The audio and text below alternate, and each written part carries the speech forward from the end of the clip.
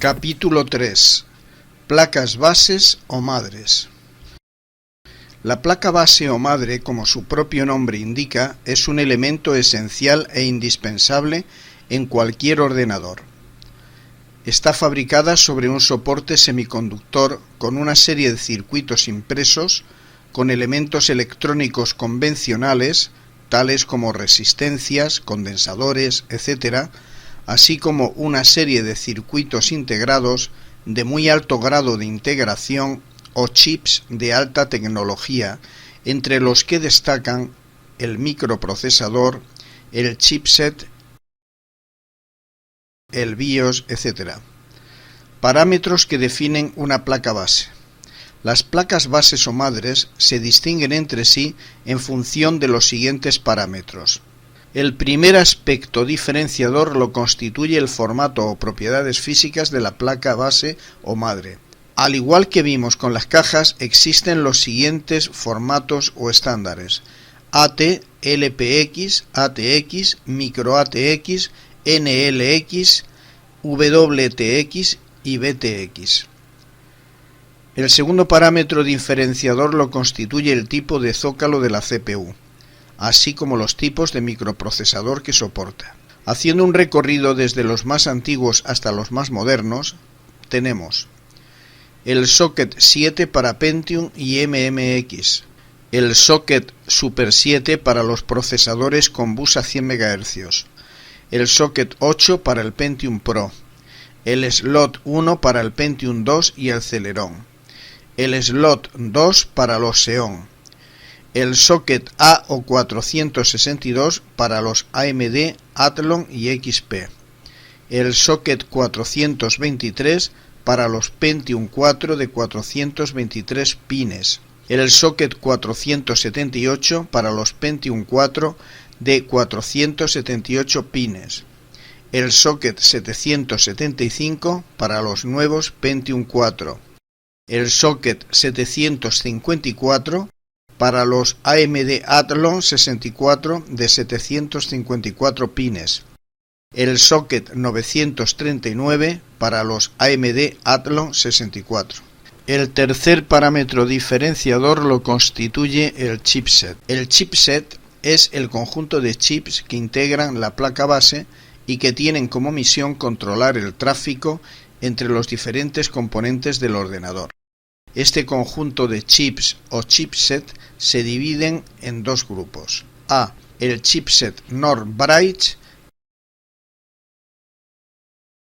y B, el chipset South Bridge. El chipset North Bridge se asemeja a la Dirección General de Tráfico y controla el tráfico de los componentes que trabajan a más alta frecuencia, tales como el microprocesador, las memorias, el bus AGP y el bus PCI.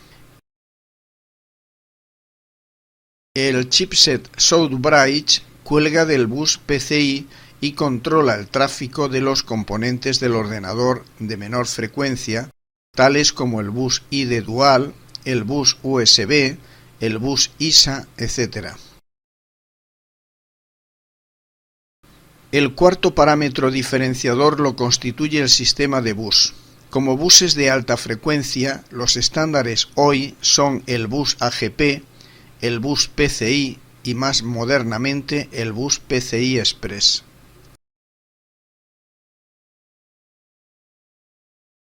En las ranuras de estos buses se pinchan las tarjetas de expansión, tales como la tarjeta gráfica en el bus AGP, la tarjeta de sonido PCI, la tarjeta de red PCI, la tarjeta capturadora de vídeo PCI y cualquier tarjeta PCI.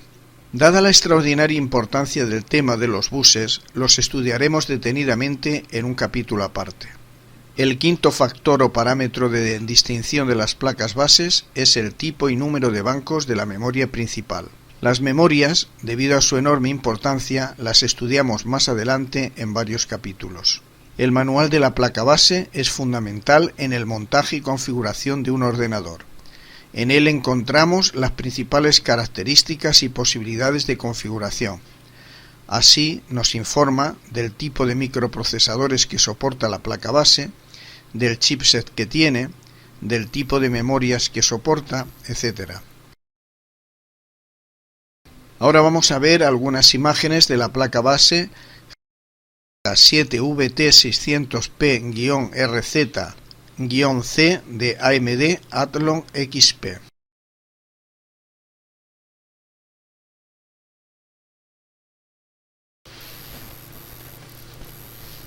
Capítulo 4.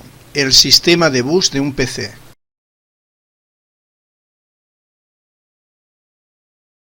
Podríamos definir a grandes rasgos el sistema de bus de un ordenador como una especie de red de comunicaciones similar a una red de autopistas con muchos carriles a través de la cual se intercambian datos los diferentes componentes del ordenador. Estructura del sistema de bus. Consta de tres redes: A, bus de datos; B, bus de direcciones; y C, bus del sistema o líneas de control. Físicamente, los buses están constituidos por finísimas líneas conductoras impresas sobre la placa base, por donde se transmiten por diferencia de tensión los datos e instrucciones en forma de señales digitales a velocidades de vértigo. El ordenador cuenta con un sistema de regulación de tráfico, es decir, cuenta con un controlador de buses. El controlador de buses es similar a la Dirección General de Tráfico.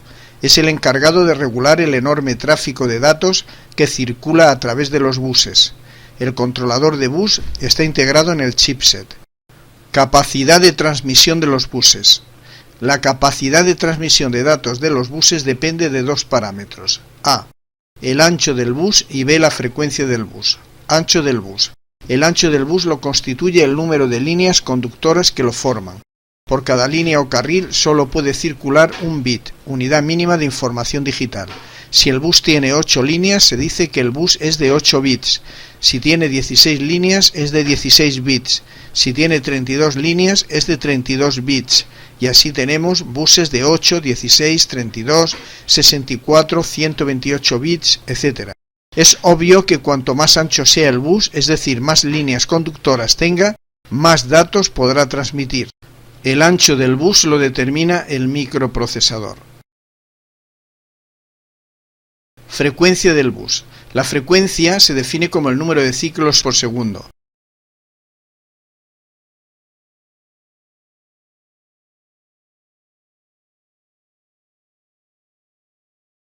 Si el bus permite transmitir 33 millones de señales o datos por segundo, diríamos que dicho bus tiene una frecuencia de 33 MHz.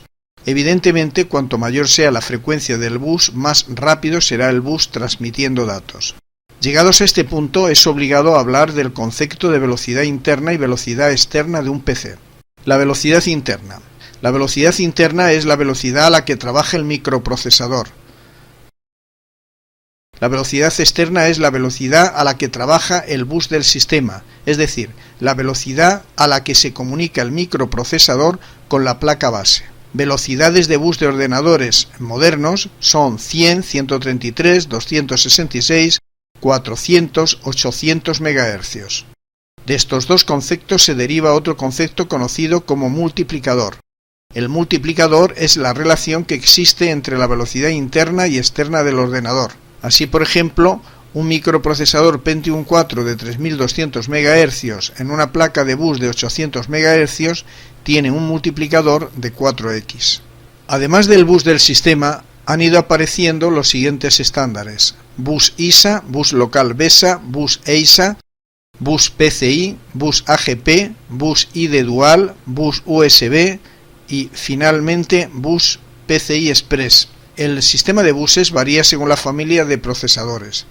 En todo sistema de buses de un ordenador tenemos que distinguir a el bus del sistema, que como ya vimos está formado por el bus de datos, el bus de direcciones y el bus de control, y B, los buses secundarios o subsidiarios, ISA, PCI, AGP, USB, etc. El bus del sistema es aquel a través del cual la placa base mediante el chipset NOR Bridge se comunica con el procesador y la memoria principal. Los buses secundarios o subsidiarios, a su vez, pueden ser de alta frecuencia, que son aquellos que cuelgan del chipset NOR Bridge, y de baja frecuencia, que son los gobernados por el chipset Source Bridge. Para comprender bien lo anteriormente expuesto vamos a ilustrarlo con unos ejemplos. Ejemplo 1. En la gama del Pentium 4 tenemos bus del sistema 400, 533 y 800 MHz que resultan de multiplicar por 4 las velocidades reales del bus de la CPU, que pueden ser 100, 133 y 200 MHz. Esto se explica porque el Pentium 4 puede sincronizar tanto el procesador como el chipset 4 operaciones por ciclo.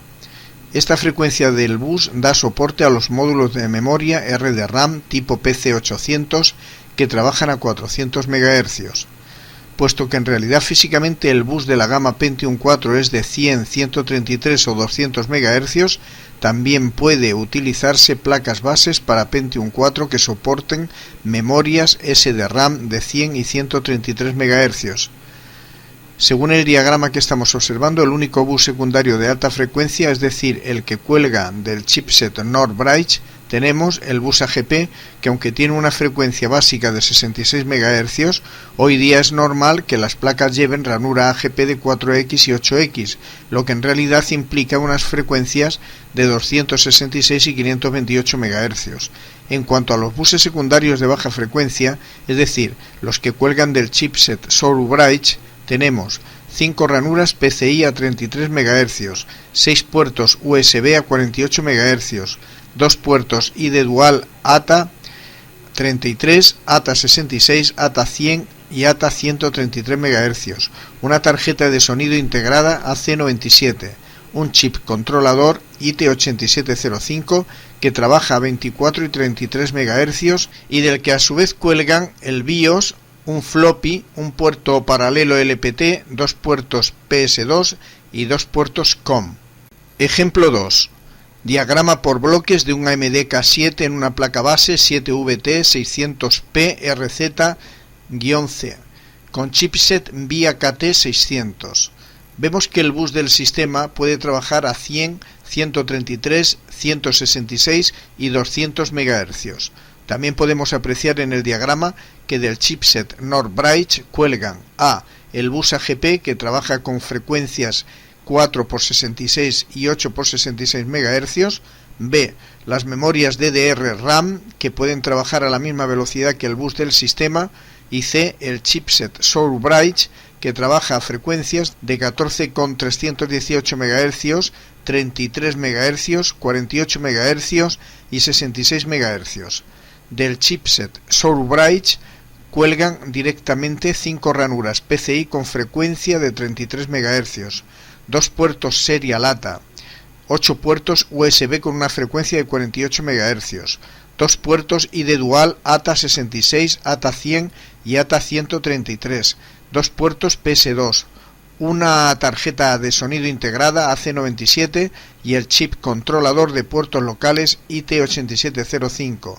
De este cuelgan a su vez el BIOS, un puerto para juegos, el floppy, un puerto paralelo LPT y 2 puertos COM. Capacidad de transmisión de los buses. La fórmula para calcular la capacidad de transferencia de un bus en megabytes por segundo es capacidad en megabytes por segundo igual a frecuencia del bus por el ancho del bus dividido por 8. Ejemplo 1. Así, por ejemplo, el bus PCI, que trabaja a una frecuencia de 33 MHz y un ancho de bus de 32 bits por ciclo, permite transmitir 33 por 32 dividido entre 8 igual a 133 MB por segundo. Ejemplo 2. Bus AGP por 2. Su frecuencia es 66 MHz por 2 y su ancho de bus 32 bits por ciclo. Luego su capacidad en megabytes por segundo es igual a 133 por 32 dividido por 8, es decir, 528 MB por segundo. Ejemplo 3. Memoria SDRAM de frecuencia 133 MHz por segundo y ancho de bus de 32 bits por ciclo. Capacidad en megabytes por segundo igual a 133 por 32 dividido entre 8, igual a 532 MB por segundo.